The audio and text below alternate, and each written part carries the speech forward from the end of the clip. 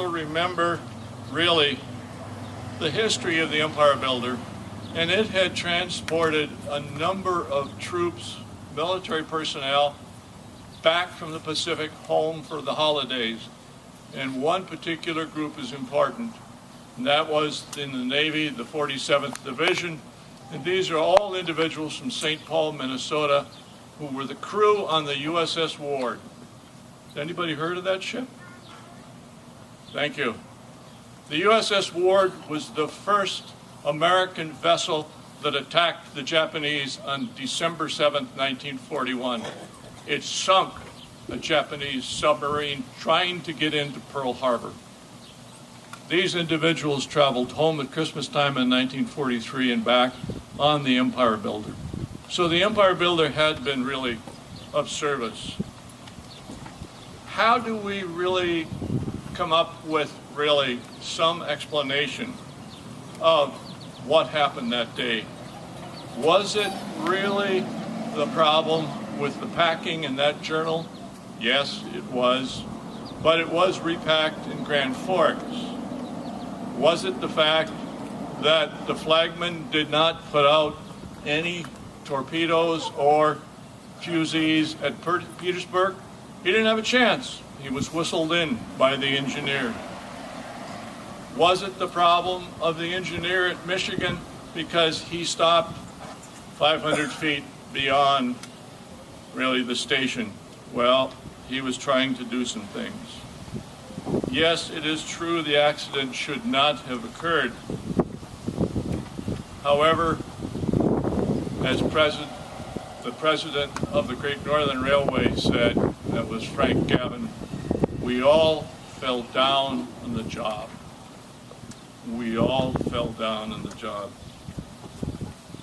So it's important that this tragic accident happened, not because of one person, but because things simply did not work out the way they were supposed to. And the railway was supposed to operate really in a very precise way.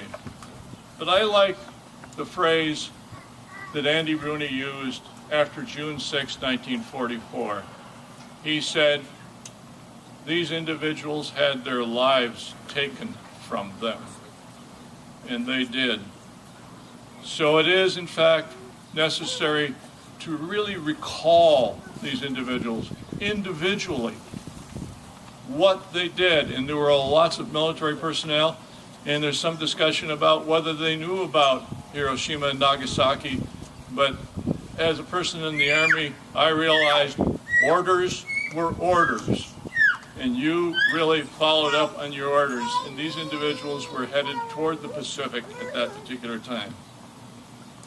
The other thing that just strikes me when I take a look at the individuals who died was the fact that these were families, fathers, mothers, and children.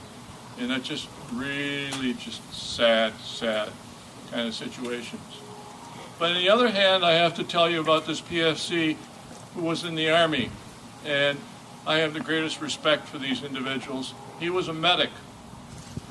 And he got off of the train and he came into Michigan, and with his own money, he bought bandages and various kinds of medication to help the individuals who were on the train.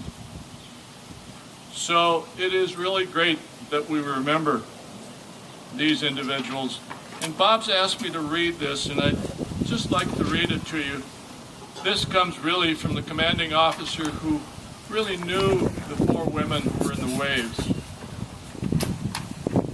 I'd like to feel that they were battle casualties, for then the loss of lives is somewhat reconciled by the fact that they gave their lives while engaged in this project, the successful completion of which should have had great benefits to other personnel in the Navy who were in direct contact with the enemy. For had they not been sent to the West Coast in pursuit of this vital information we are collecting, they should not have been on that train. And had there been no war, that with the resulting crowding of the railroad facilities, with a reduction of efficiency of the railroad employees, the accident should not have happened. It's sad to read that, And it's sad, really, to see that their lives were taken from them, but it is really fitting and thankful to Maria and to you for being here to remember those individuals. Thank you.